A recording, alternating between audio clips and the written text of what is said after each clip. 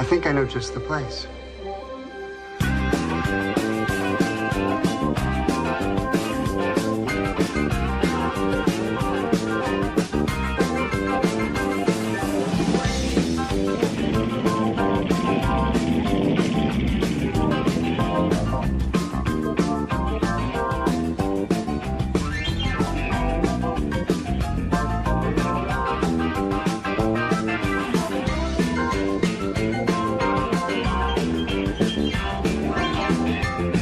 I know. All right, yeah, we're back. Tracy and I are we're doing another podcast here, so we're out to just people know my MO. He knows his MO. We're just trying to better the sport of natural bodybuilding. We love the sport. He's been doing it for a very long time. If you don't know that, you should look into him and look the history of it. And on that note, I'm gonna kick it off with him, and he's gonna start into the first topic that we have, which is judging. Okay, my facts on judging. I've been in the bodybuilding industry for 50 years. I've been competing 50 years nonstop every single year, anywhere from 3 shows to a record high of 37 shows in one fiscal year. I've seen judging being very political in a lot of aspects. I've seen where people have friends on stage and they claim that the judges aren't supposed to be judging those people in certain categories, yet I've never seen the judges get removed from the judging table Right. or seen the scorecards being deleted out of the judges' hands. My belief, and I've gone over this with many, many promoters over the last few decades, and I've yet to have one promoter respect an athlete's opinion, which, in my opinion, the athletes are paying for these promoters' cars, houses, everything the promoter has is due to the success of individual organizations. When you have 400 or 500 athletes paying the promoter's house, that I think all promoters out there, and I might rub elbows with a few of them after this podcast, need to pay attention to what the athletes need, because there's a lot of organizations that say the athletes come first. Well, if that's true, to all you promoters out there, and I've done over 7 or 8 different organizations in 50 years, you need to listen to us, the athletes. And one thing I've always said to every promoter out there is, I believe there should be 2 chairs between each judge, and I think there should be a partition between each judge, so the judging is strictly done on that particular supposedly qualified judging clinic judge. Supposedly is qualified to make his own decision. When I'm up on stage, I see a lot of judges from the stage that when I'm looking down talking to each other. I don't think personally that should be allowed. Right. I think judges should have to make their own decision, and I think a partition should be in between each judge, because I see a lot of scorecards come back. In the old days, athletes used to be able to order their scorecards and see the scoring. Well, I've seen scorecards where there's 15 people on stage, and 1 through 15 people, 2 all the way to number 15, and there was no deviation in scores. That's an impossibility. No two minds think that much alike. What's your opinion on that? Yeah, there's no way. I actually, I don't know if I was telling you before or not, but I do believe that the judges should be separated for sure. I also was going as far as to say that I didn't think the judges should be allowed in the venue until the athletes are ready to go on stage. And I say like, well, that's crazy. What do you mean? Like, no, I mean like you got to take, for example, the Mr. America. I know a lot of places do it in the high school, but it's the same thing. Just have them outside the auditorium doors waiting, and then shuffle them in when they're ready to judge, because these judges should obviously not be talking to each other. And before like we just said, like they shouldn't be out there discussing anything either. Like we should have a way to vet that all out. But at the same time, they see the competitors beforehand, and they're already making decisions before they even sit down on the judging panel to get ready to judge, just from what they're seeing back. And that's another thing. Like if they're backstage and they're seeing athletes, then they start chit-chatting before they start judging with each other, just like you said. And it gets convoluted because one person might already have like a pre winner in his mind or her in his mind already, and they just start chit-chatting with somebody else, and they could swoon them on what they originally thought, and maybe the guy that they originally thought or the girl was actually the person that should have won, and they ended up switching their mindset just based off of chatting with the judges. I think I heard you say before, like almost put up like a voting booth style thing in between each of them. I think Or that would partition, yes, a be, partition. yeah, to go even, yeah, partition, there you go. To go even further, because then you don't even get to see their facial expressions when each competitor comes out, like, oh, like, no, we don't want to see you do that. Actually, I don't think that should be allowed. I don't think facial expressions should be allowed. I don't think clapping should be allowed from judges. I see judges clap for some competitors, not others. That's insanity. I've seen even promoters yell out, "Wow, so and so, you look awesome on stage." And I'm like, "Wow."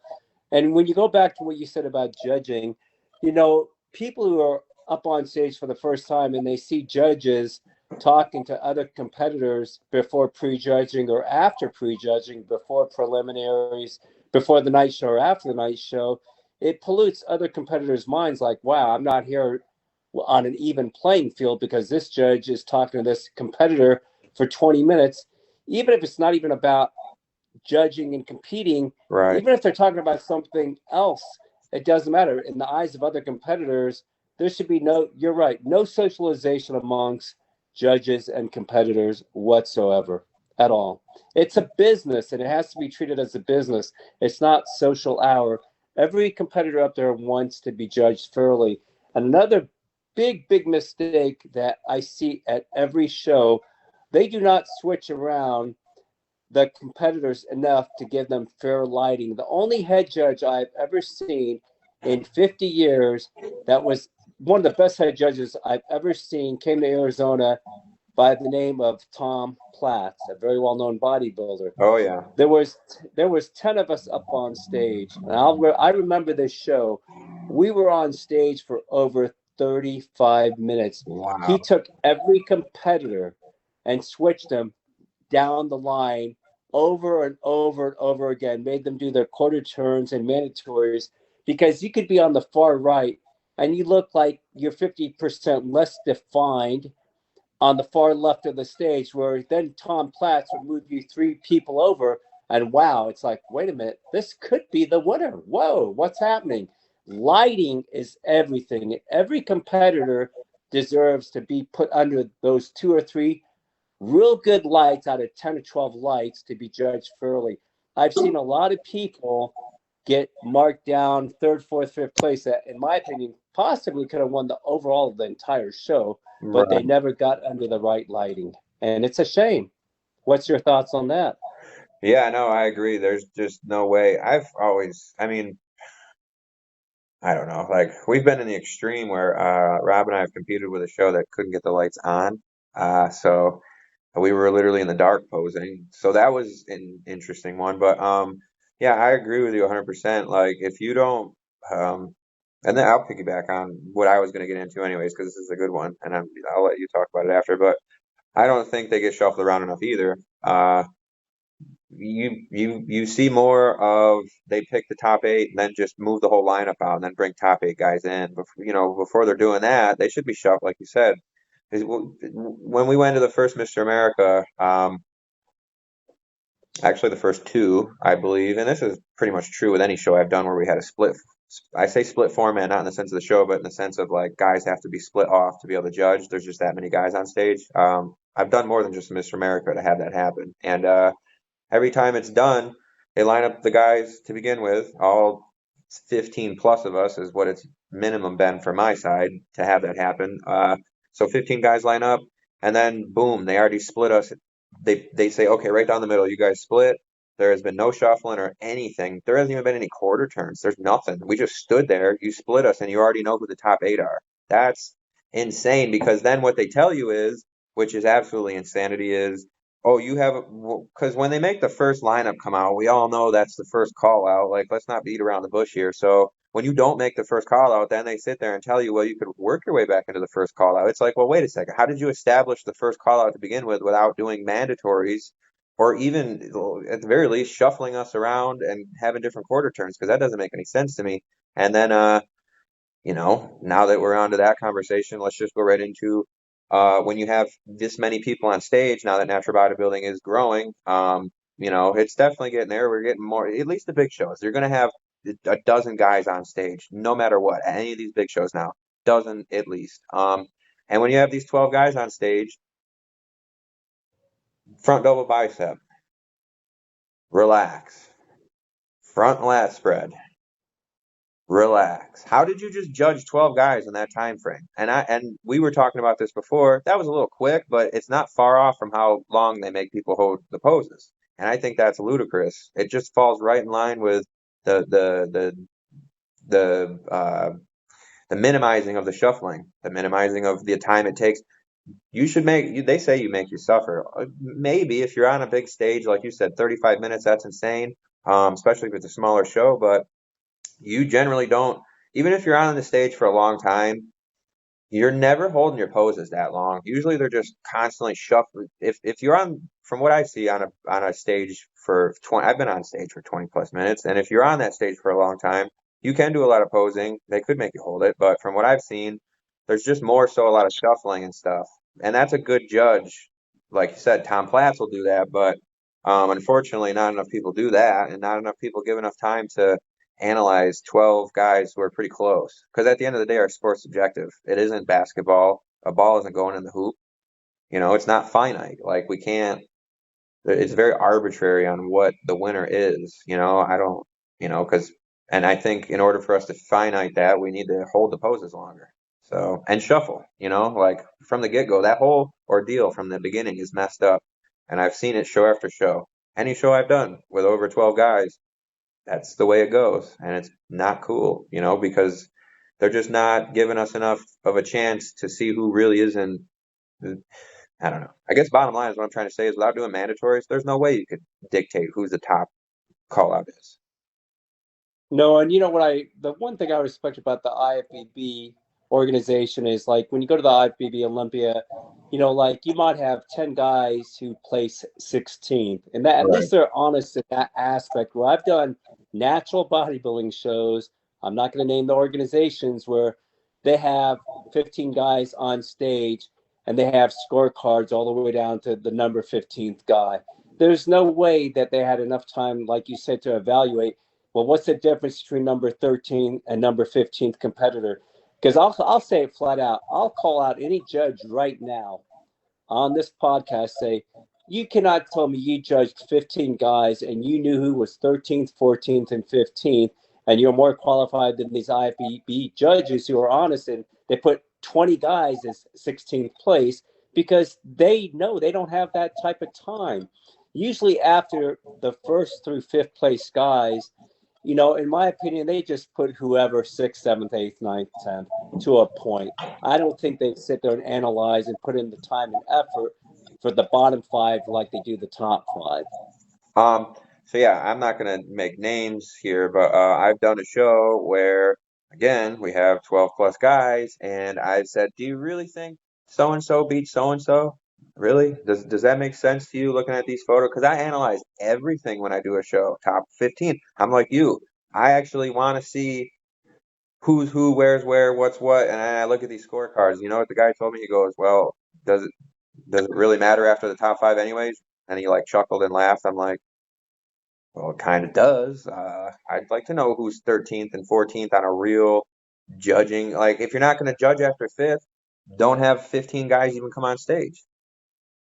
It doesn't even make any sense. That's a very good point. I mean, because even if you come in eighth or ninth at the Miss America, at least you want to know where you placed. And some organizations even charge you to get a copy of the scorecards. I mean, that should be part of your entry fee, along with feedback. I mean, there's organizations now that you have to pay to even see the pictures from the competition. And what really rubbed me the wrong way, a promoter, and I will mention this because it rubbed me and a lot of athletes the wrong way. When I did the Masters USA NPC last year, Yep. to go back into the audience, these two brothers who put on the show said you had to buy a ticket just like a regular customer to come in and watch the show because the venue was totally packed. The venue, Alistair, was only one third full, and I sat there and said, "So we just paid $340 to compete in the Masters USA NPC here in Scottsdale, Arizona. Now you want us to come in and watch our girlfriends or wives or whoever pay an additional $60? Come That's on crazy. now, So, that's ludicrous." okay, so yeah, and you know, with that said, yeah, I think in the event of like the Mr. America, um, if you see the seats not being filled or the tickets being bought when you get in there because people don't want to pay the price, and I certainly wouldn't pay that price. I think it's crazy, because they charge too much. I think they maybe the ISBB can do it. I don't know. They're a little bit more mainstream, so to speak, than we are. But if I was a promoter, knowing how low on the totem pole natural bodybuilding is for the general public, I would be giving away my tickets. Come watch my show.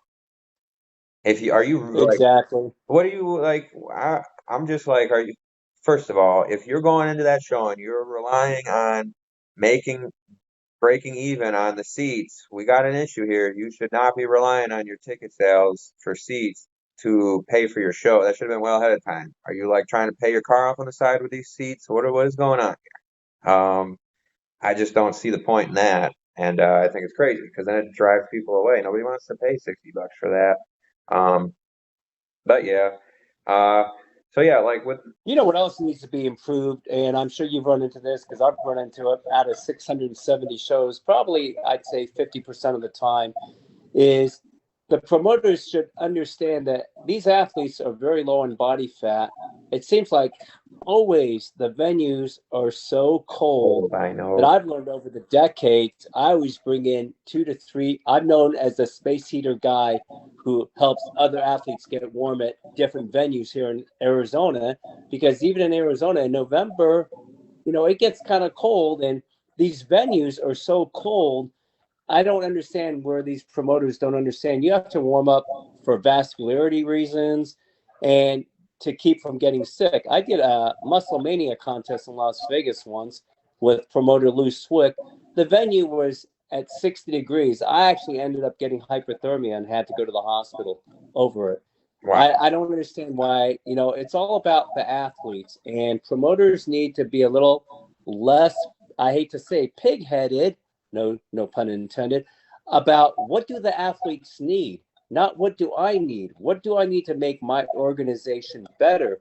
And I honestly believe every organization, including the Mr. America, here's a brainstorm of an idea: have a suggestion box at every bodybuilding show and ask the athletes at the pre-judge meeting, what can we do to make our show better? And at the end of the night, anonymously put in your suggestions. Maybe that would be a head start. What do you think? Yeah, I could definitely see. I mean, I'm like one of the first people that, anytime I hear of suggestions on the side, I'll be the first one to make it, I'll bring it to the attention of the promoter of the show. I think we should be definitely doing that 100%. Because like you said, I truly don't feel right now like the sport is geared towards the athlete at all. I think right now there's just so much, Agreed. it's just so much power that's in the hands of the promoter and the organization presidents, and there's literally no power in the athletes unless, we just really, unfortunately, they know that in our scenario, we need to have not hundreds, we would have to have thousands of athletes banding together in order to pull our weight in this scenario. And we're not going to get that. We're not going to get 1,000 people to commit to work together to say screw you or whatever. We go like a strike, basically. You need the whole building to do it, or it's not going to work. And Yeah, I mean, starting with a suggestion box would be good. The heating, I do agree with that. Again, it's like you go back into it, you can sit there and tell if the building's cold, it's like again, I would like ask the promoter, be like, how much did they actually tell you the heat was going to be to put it on for a little bit? Did you ask that? Like they should No, be asking that stuff. They should be saying, well, how much would it cost me to heat this up to 70 for 4 hours? Oh my God, how much would that cost? It can't cost much. you know, and it's just like they don't even do that kind of stuff. And I think it is crazy because coming from an athlete standpoint, it is ridiculously hard to get a pump when it's cold. And your vascularity, I'm super vascular. I'm a super vascular person when I get lean. Even in the off season, you can still see my forearm veins. When I'm cold, they're not, you can't even see them. You would be like, you're not a vascular guy. There's no way, you know? At the Masters USA last year, at the very last minute, we were told we had to pump outside. It was 39 degrees outside, Holy cow. no heaters. So I ended up going into a bathroom somewhere on the property with my heaters and was able to get pretty pumped up. But That's crazy. the promoters acted like, hey, this is the way it is. Suck it up, pull up a chair, and hey, this is the way it is. Same with doing tanning. Sometimes you go to a show and you think that they're going to do tanning inside because it's wintertime. All of a sudden, they've got 10 tents outside. You know how uncomfortable it is to be in posing trunks and you're being spray tanned by cold liquid on your body at 4% body fat? That's ridiculous. Yep. Yeah. And actually, okay, so it's funny you bring that up. Promoters that don't allow Dream Tan, just stop. You should. One of the reasons why Robbie and I love Dream Tan so much is because when you apply it, and I mean, I guess it's a little skewed from my point because I've always competed with Robbie, so we always have each other to do it. But when you get to go there and have we put it on each other, and when we're putting it on each other, as we're applying it to each other, we're getting warm. Our forearms are starting to get a little vascular, and we're seeing a little pump. Yep. We're doing the smacking and side motion as we do it, and it's just like, and then it's quick. It's not cold for the most part. It's just a paste, and from an athlete standpoint, I support small businesses. This is getting a little off topic, but what would you rather do? Spend $200+ on a spray tan backstage to be told you're not dark enough, or go get Dream Tan and apply a couple coats of paste for $30 a tub on Amazon, and a tub will last for two shows, unless you're the most palest guy in the world. Like, I don't know. I always look at ways I, to lo- I cost, love I right? love I love Dream Tan. I love Dream Tan from a promoter's point of view, though. Supposedly they were getting fined thousands of dollars from the auditoriums For being a because athletes weren't staying covered up, and it rubbed off on the curtains. And right. I mean, I understand both points of view, but even with a spray tan, some athletes, they don't have long sleeves on anyway, and they get fined the same. I mean, I do agree. I love Dream Tan. I've had some spray tans come out really good, and I've had some come out really bad. But I don't think Dream Tan will ever come back into the organizations. I wish it could. And I think, if somebody gets caught, they should sign a waiver, an athlete, and they pay the fine. Right. But, I think Dream Tan is something of the past. I do like the effects of it, though, definitely. Um, Yeah, so I mean, even on that note, like Robbie and I, like I won't go too far. This will get back into judging, and then there was something else we wanted to get on before we end this because we are approaching. No, we can go for a while longer, but yeah, like promoters will they'll book the most expensive hotel. Who wants to stay in? Like Robbie and I are so funny. We're so cheap. We'll find a hotel for much cheaper, and it won't get the promoter boost in pay for 100 athletes signing into a hotel. Like. I just feel like everything that's going on is designed to make some person money, and it's at the athlete's expense, and that's not cool. On that note, how about promoters that demand that if you do not stay at the venue hotel, they threaten that you cannot compete in the show. You must stay Right. at the host hotel. I've I mean, come on. On a yeah, legality note, come on. that sounds pretty crazy. Luckily, I've never ran into that, but I would just be like, Oh, I wouldn't do it. I'd be I like, have. what? Like, that's what I'm saying. Like, everything costs a lot of money. Flying, driving, hotels. Um,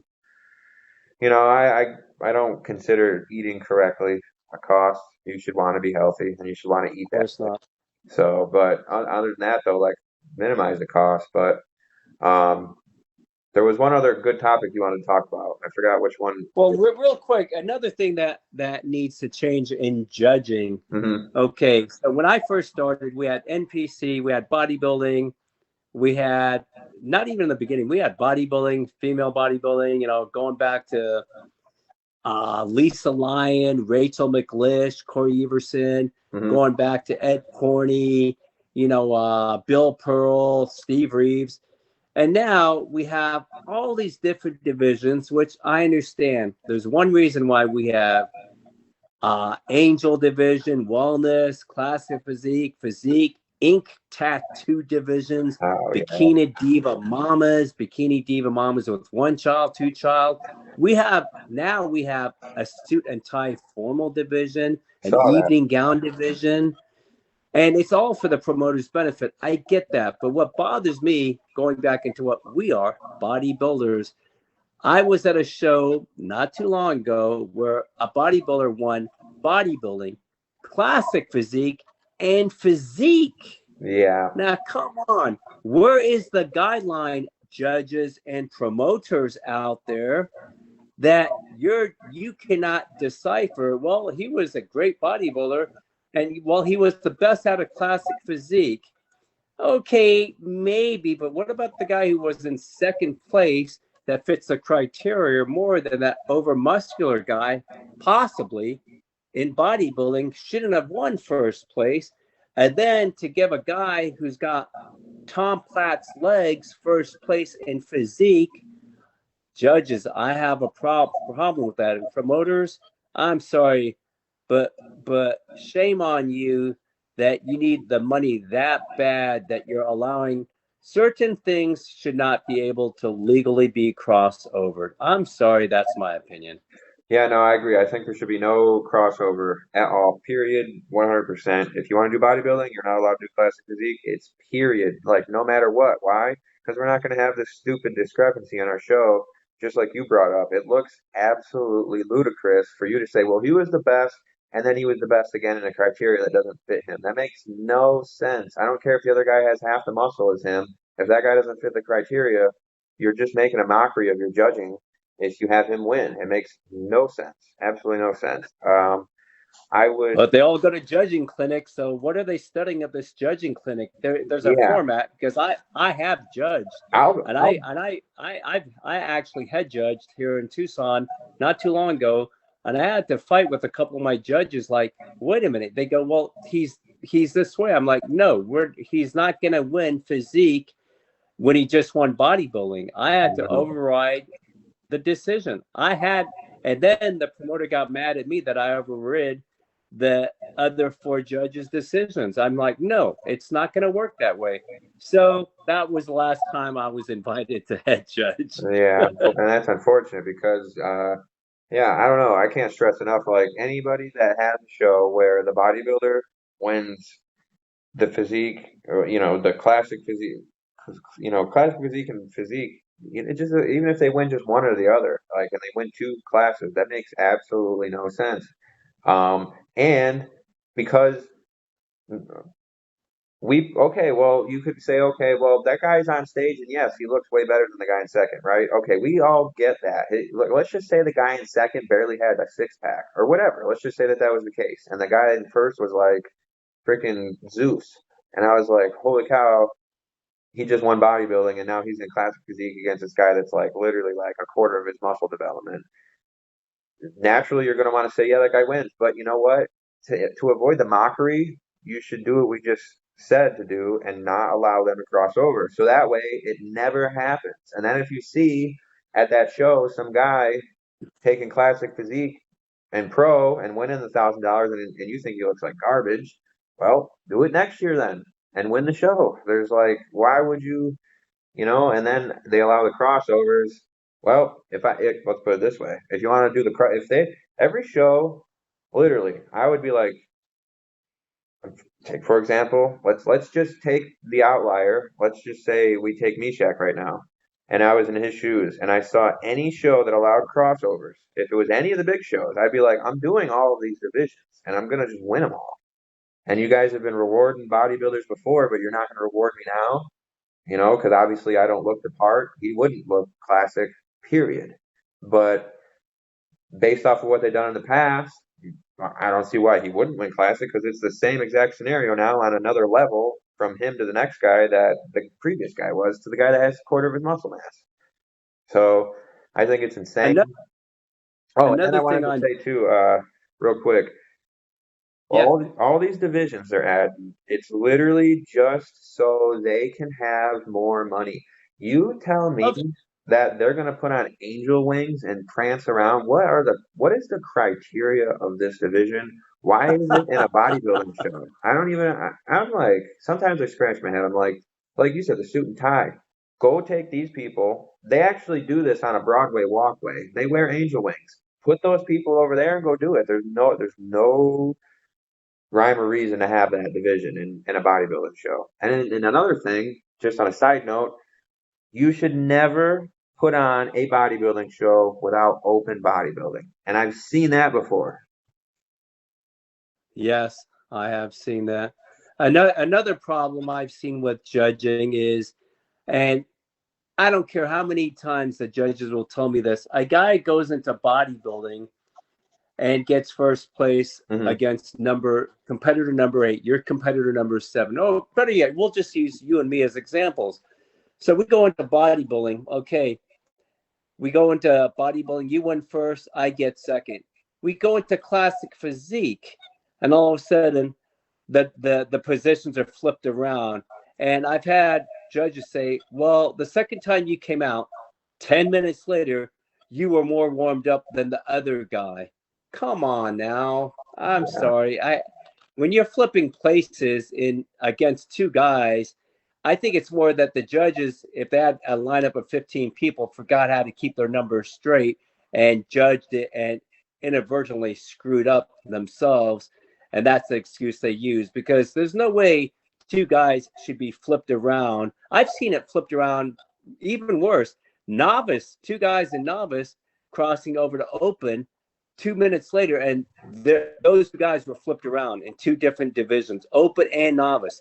How do you do that? Explain that to me. Yeah, no, that shouldn't happen. And I've seen that before too, where they're like, "Oh, you just like it's physically impossible to change that much in order to Thank you. overtake first in the amount of time that we're judged. Maybe in a 3-day event or a 2-day event, I like the Mr. Maybe. Olympia and the IFBB. They do the 2-day event. I could see a guy looking a little better the next day, a little bit, not much, but just a little drier, something like that. That's a whole 24-hour process that they have. We have like minutes, minutes. There's no way you're making those changes in minutes. It can't happen. That's not how the body works. Even if that, let's put it to the other extreme. In those minutes, if I came in with a McDonald's bag full of double cheeseburgers and that person ate as much as they physically could before they went back on stage in minutes, you might see a little, fluctuation in their stomach. But my God, they're not going to look fat when they go out on stage just eating 4 McDoubles. You know what I mean? It's just like, it's crazy. Like, Not enough time. there's not enough time Not for it to enough make time. change, like, and there's just not enough time to eat enough either. But, yeah, I think that thing is crazy to me that you can flip flop positions that quickly. And I Now, one thing I do give Denny Keiko's PNBA, INBA credit for is I think every organization honestly should have a wheelchair and a stand-up handicap division just because oh yeah, those people deserve the recognition over, like you said, and I hate to say it, over angels or over an ink tattoo division. the I mean, yeah, you either have a bodybuilding physique with or without tattoos. I think when we get so segregated with so many different divisions, it's ridiculous, and it is for the promoter's benefit. And I will have to say that I think the INBA, PNBA tries to do the best drug testing they can. But again, what I call every promoter out on is anybody's drug test. What I want to see as a athlete, hmm this will never happen, and this is what I'm going to call every promoter out on right now. I want to see the person's name on that drug laboratory report that you supposedly sent out to the lab.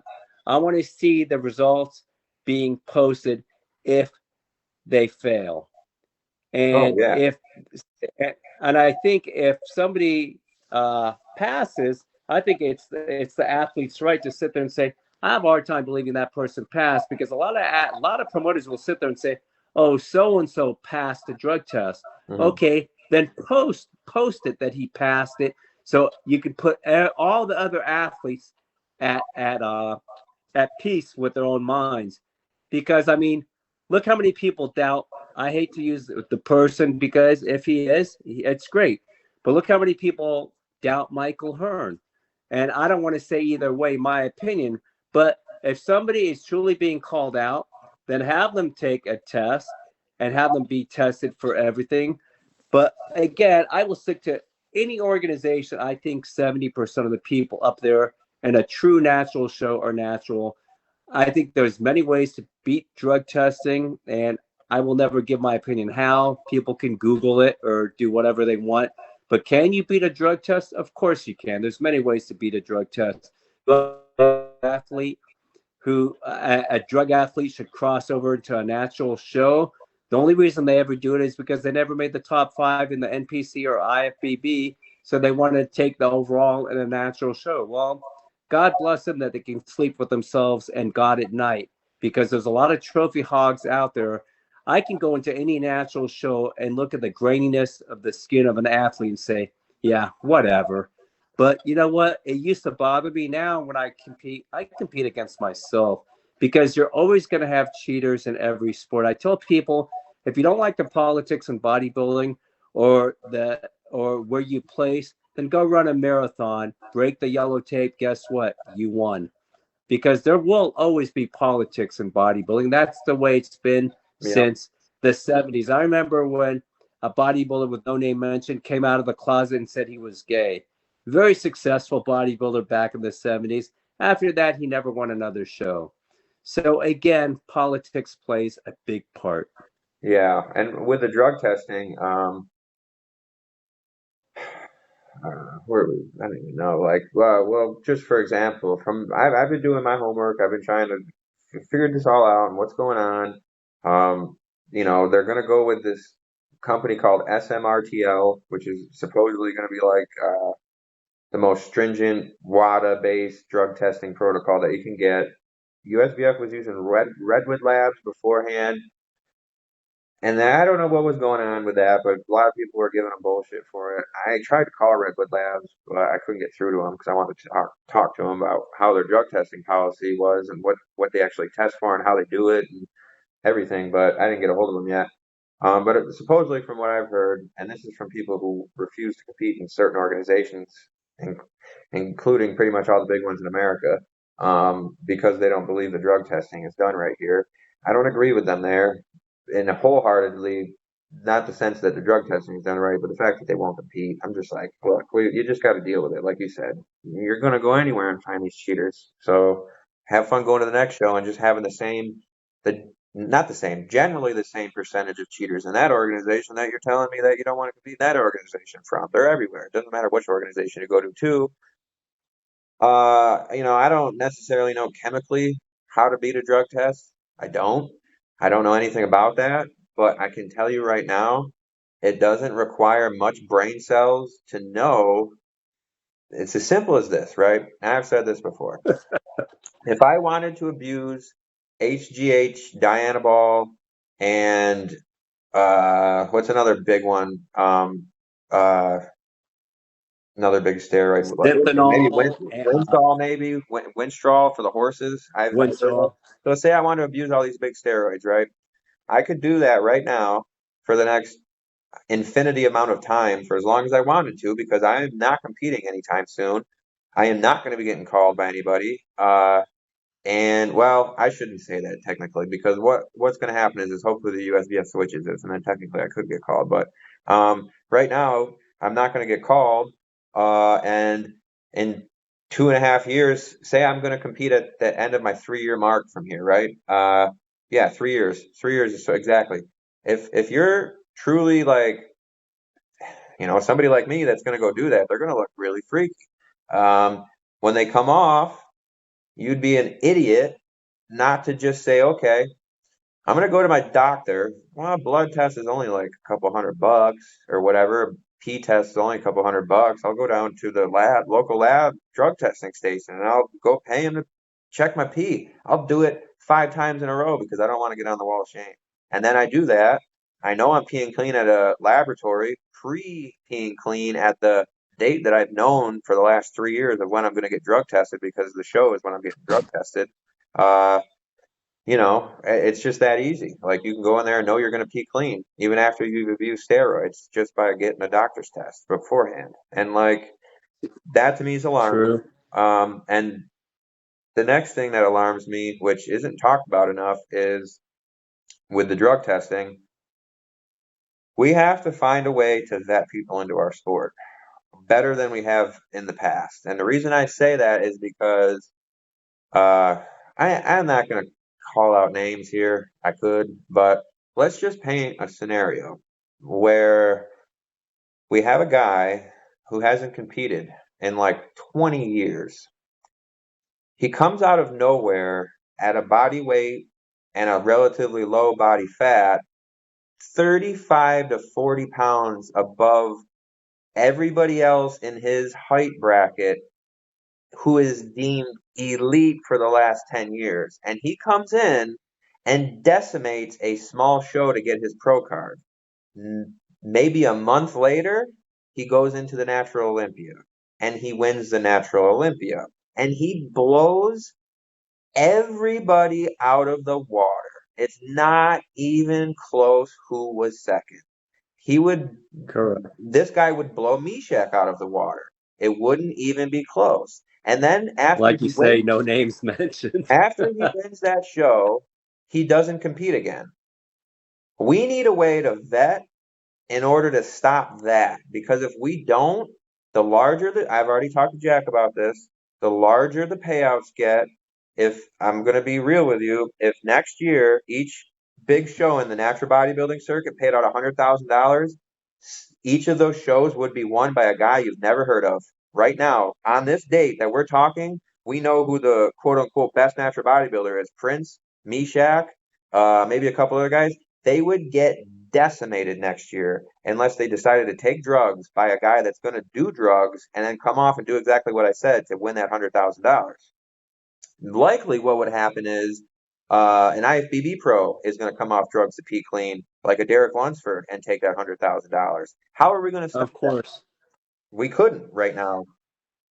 You couldn't. And I think another thing with judging is, I think each judge should be able to choose two competitors that they don't think are clean at the show, not just the promoters, because mostly it's the promoters who are saying, okay, we're going to red flag, let's say, athlete A, athlete C. I think if I've judged shows where I'm like, I would totally call out a guy who came in sixth in one show and a guy who came in ninth in another show for one reason. Their abdominal distension was insane. Like growth And hormone. you know what? Growth hormone and insulin, hey, baby, you know what?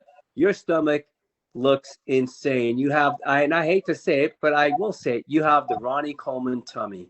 And don't tell me you're natural and No they way. don't even drug test these athletes. It's like, come on now. Now, if they would have won, would you have drug tested them? And would you post the success? Somebody told me, well, you can't post legally somebody who fails Oh, because of HIPAA law. no, I no, said, real that's quick. BS. Yeah, I wanted to interject before I forget again because I was supposed to tell you that earlier. It's exactly what you're about to say. If you're going to have an athlete sign a contract to do the show and he's going to do the drug test, just put it in the fine print that they're going to be allowed to disclose your drug test. It's that simple. Thank you. And they'll Thank still you. sign the paper. Yeah. They're not going to not sign it. But I mean, there's people in the national organizations that have such an abdominal distension. I mean, I would if it had it my way, I would even let them get up there and compete, to be honest, because it's just a dead giveaway. And they're making a mockery out of these promoters, going into a natural but again, like you said, money rules everything with the promoter. It's sad Yeah. but true. No, I agree. And In the future. And one other thing that really needs to be done with the promoters, we have all these different divisions. Mm, No matter how good of a bodybuilder you are, we have what's called aging.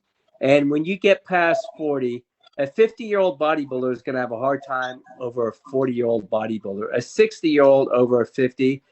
The one thing I do like about the NPC is they have 50, 60, 70, and 80-year-old divisions.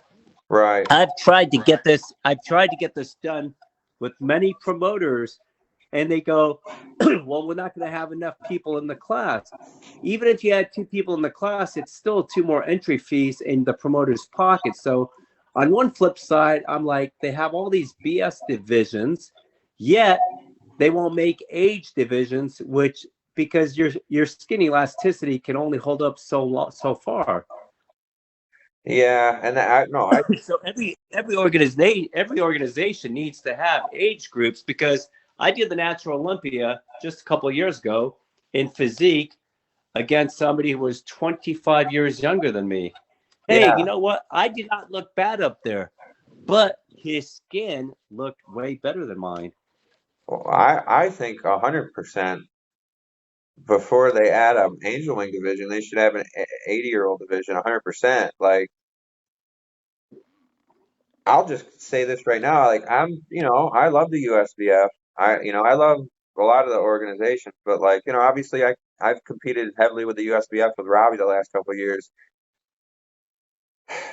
I'm gonna scratch my head on this. You're gonna tell me that you're gonna add an angel wing division and you're not gonna have classic physique in your organization?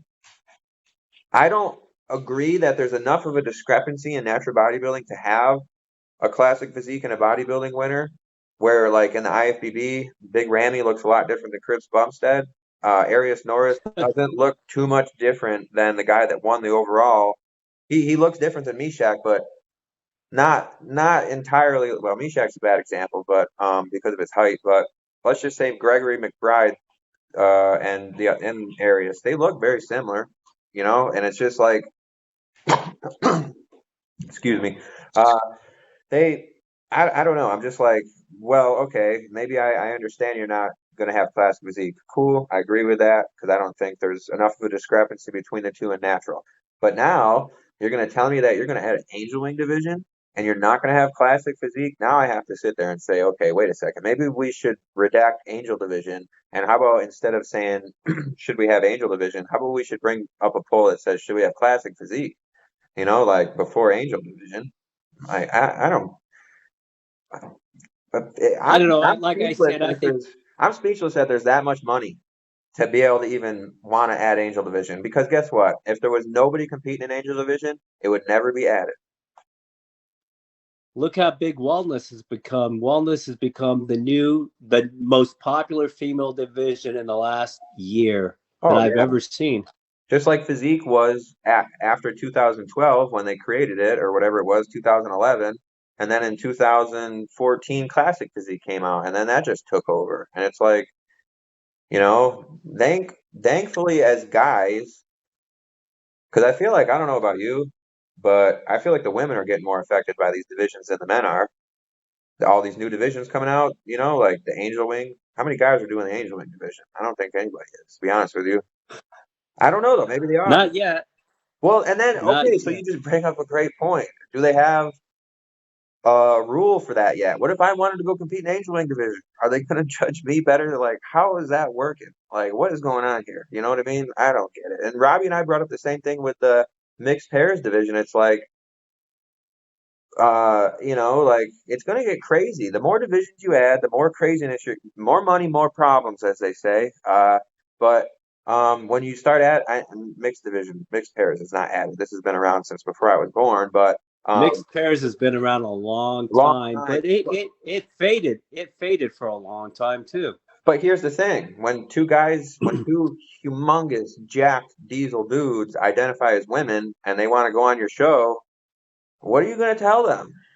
I would tell them that they're not women and you can't do it or whatever, but that's me being me and not PC. But, I think the organizations from a political standpoint are putting themselves in a very stringent spot, which I don't think they should want to be in because they're going to have to.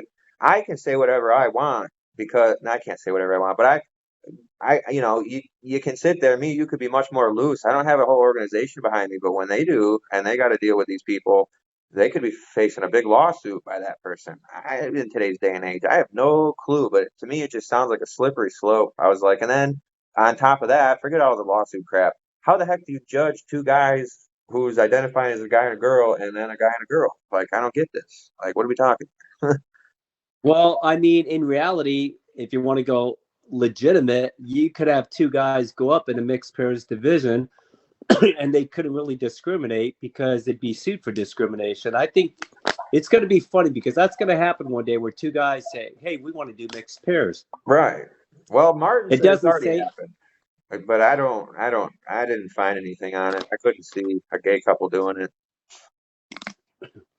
They don't even have to be gay. It just could be Well, two guys that want to do it. You know what I mean? Like you and I could go up and do mixed pairs, and we could just do it to do it. But I couldn't find any. I couldn't find any video footage of that, so I kind of gave up. but I don't think they could disallow it for legal reasons. If two guys really wanted to go up there and do mixed pairs, as much as I know the INBA, I don't think because of lawsuit reasons they would say no. They probably would find it hysterically funny and say, "Go ahead, hey, we'll take your $400. Why not?" So we'll cut. We got to keep this at an hour, so we got like 7 minutes. But what I wanted to end, I piggyback on the judging real quick. I was talking to somebody about it, and they brought up a good point. Um, How in the world could you have the intentions to bring Angel Wing Division in when that has sorry, I got this stupid thing coming up. When that has it's a third party object being judged on your body. This is not something you have to work for. This is something the billionaire can go get that the poor person can't get. Why would you allow that? And like the billionaire could come in the angel wing division with legitimately 24 karat studded diamond wings, and the poor person can't. Why would you create a division to allow that? You should not have a division that has any judging on stage that is not due to working out in the gym. It doesn't make any sense to me. I'm told that the wings are not being judged. That's what I've been told by two organizations, by the promoters saying the wings do not get judged. Then why is it even called an angel wing division? I don't understand. Why not just call it a different women's division? Like I don't know. it's crazy I don't because know, like, but well, you let me know, ask you another this. another another When money maker with promoters is the drug testing. For many years there was a certain organization that oh would drug yeah. test you Cash every only. 90 days, but then they started drug testing every 30 days. But I was at a bodybuilding show that I did, and I mistakenly went into the wrong bathroom at the end of the show and saw staff members pouring out urine tests from people they were supposed to urine test. So again, a lot of things need to be changed. If you're going to drug test, you Right. drug test. If you're not going to drug test, don't throw it down the toilet. Right. No. Real quick, Rob and I have done shows. Don't as a promoter, don't not drug test your winners because you're lucky.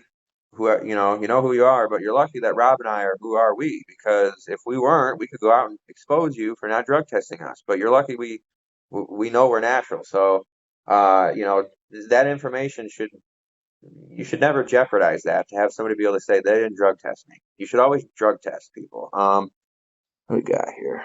We got another notification. So yeah, I was gonna ask you, when did women's figure? So I don't remember this. Maybe it happened after I started competing in 2012. But when did women have bodybuilding physique figure bikini? When did this all break off into these figure physique? Ooh, the exact year I would Was have it a to long time ago that figure physique existed, or was one of them more figure recent? physique. Figure physique, I would say, is I would think within the last 15 years. Really? Okay. Figure, yeah, figure physique, yeah. But I mean, you got bikini girls now that look like figure girls, and you got physique girls that look like And then bodybuilders. Again, there's just too much criteria going on. yeah, and that's another good one. I know that you and I are, obviously men's open, but pro bodybuilders, but we could get into the women's judging. Like, holy cow, the discrepancies I see between bikini, figure, physique, like, and they just recently brought back bodybuilding. I couldn't. Robbie and I, every time we go to a show, we have no idea what they're doing with women's. We just laugh. When we were at the Mr. America, we were chuckling as we were filming it. We were like, we have no idea what the hell to do or what the hell to pick. We're just gonna go off who we thought looked the best, and every time we picked, we did not have it right because we had no. It was funny. We had the top five in every division right in men's, and then we could not figure out the women's to save our lives. We just didn't know what they were Well, doing. I tell you what, I do see a lot. The top 3 to 5 girls in bodybuilding, not in bodybuilding, in bikini, especially. If you're doing bikini and you do not have augmentation, 99% of the time, women, I hate to say it out there, no matter how great you look, you don't have a boob job, you're probably not going to be in the top 5. That's what I That's said, really bad. and then they That's call. really, Yeah, I said that in the past too. I actually, people call me like a natural purist. I just think it's common sense. You can visually see a boob job. We know boob jobs are not natural. Why allow it? I mean, I'm not trying to be an ass, and like a lot of these women out here have, unfortunately, we're flooded with women with boob jobs in our sport. But my whole thing behind that is like, would you allow me to openly tell you I'm going to get calf implants? And you were going to allow me to do that as a natural bodybuilder? If they say yes, I'd say, okay, fine. Well, then let the women have the boob jobs because I'm not going to get calf implants anyways, but I just want to hear you say yes. So I don't know. It just sounds crazy to me. I But know that does happen. I 100% agree with you, though. You can look statistically. I just wrote this in a post with somebody. I forgot where. Statistically speaking, you are 100% correct. There is like a heavy favor with women who have boob jobs winning over women who don't. In I, everything. Look at the women's bodybuilding. It's like I don't even remember the last time I saw a women's bodybuilder without a boob job. You know, because they get so lean I, and so ridiculous. I saw it here in Phoenix a couple months ago, Wings of Strength. Yeah, These women, these women are huge. They're that was just the it. NPC, right? Wings of Strength. Yep, NPC Yep, women yeah, were in. crazy. They I'm get glad I'm not in my division. yeah, no, for real. I actually the powerlifting meet I just did, the owner of the gym is an IFBB pro. She's been on stage with Juan Morel and you know, she's much more compact, but not for not. She looked a little better than him in the off season. I was laughing. I'm like, this lady is just yoked. I was like, holy cow, and she's strong too. So, um, yeah, it's just crazy. But trying to think if we missed anything here because we're pretty much out of time. We're crushing on. Yeah, well, hopefully, when we put this on all the different social medias, hopefully some of these promoters will watch and say, hey, suggestions aren't bad. I'd love to see your organization do the partition and see if the judging scorecards deviate in any which way. I guarantee you they will deviate because no two minds think alike. No, and I want to end with this. I think it would be very interesting. I think you and I could be great moderators if anybody wants to watch this from the bigwigs. I think between Martin, Kent, Denny, Jack, and the Shepleys, I think if they agreed to come on and sit down with us, we don't have to film this, but if they would come on and talk behind closed doors in a big group meeting, and you and I could be moderators, and we could just hash out ideas, you know, like I just feel like we could get this sport moving if the people I don't think the big organizations need to dissolve. I think we just need to have these people working together, you know, and unfortunately, I always get told it's never going to happen, but I'm just throwing the stick out there and seeing if anybody You know, bites it. when you have so many promoters that are so egotistical, it's like, when you have different organizations trying to get their people to sign professional contracts not to compete in other organizations. I'm sorry, I totally disagree with that. It should be one big family, and it probably will never happen because promoters all have their egos and everybody wants to think their organization's the best. They're going to learn one day that they're better off working together than each other. But Yeah. maybe maturity level will never get there with the promoters. I hope it does one day because, bad mouthing an organization, it's just non-professional. Every organization has their strong points and their points. Again, I think every organization needs to have handicap, uh, division, and age groups. And I think, there just needs to be less divisions and, like you said, Yeah, and definitely.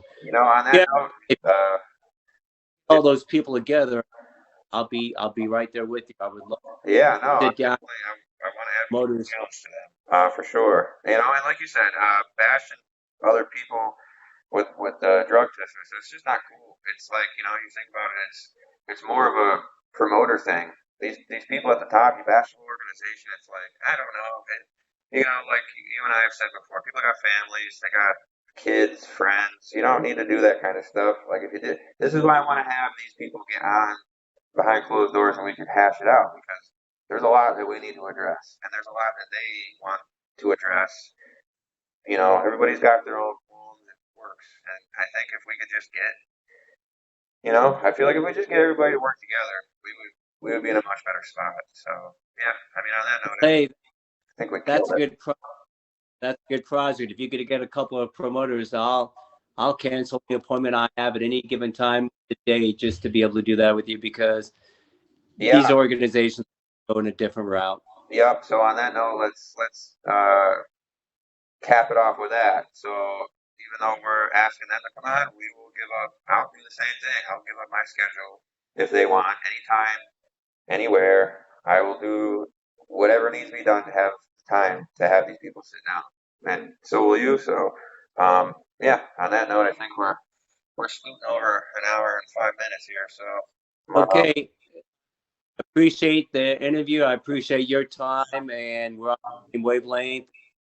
We'll yeah, do it again, and look forward to seeing it posted and seeing what type of response we get.